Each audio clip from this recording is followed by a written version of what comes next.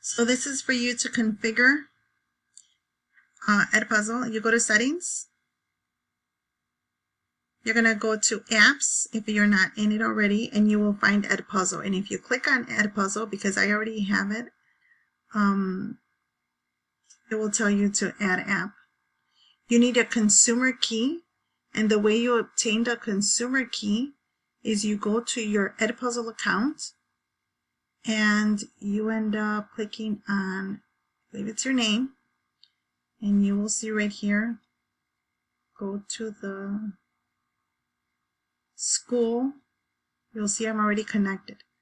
So right here, when you end up going, you will see a code.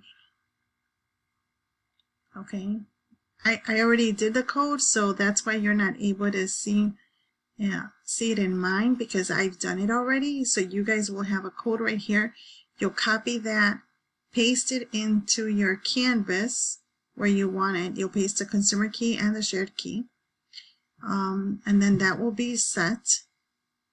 And then you go, when you're doing the assignment, so I sent you the assignment. If you notice, you'll have it.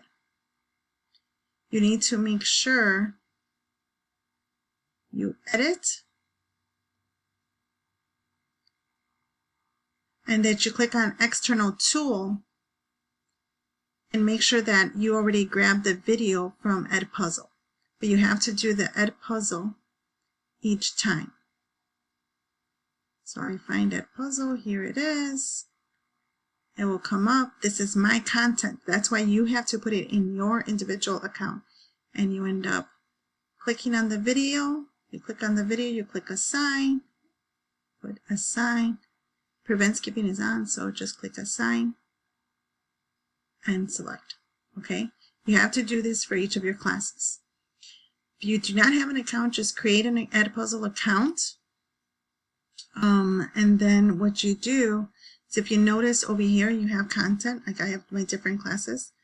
Okay, you will find a video where it says Larkin High School.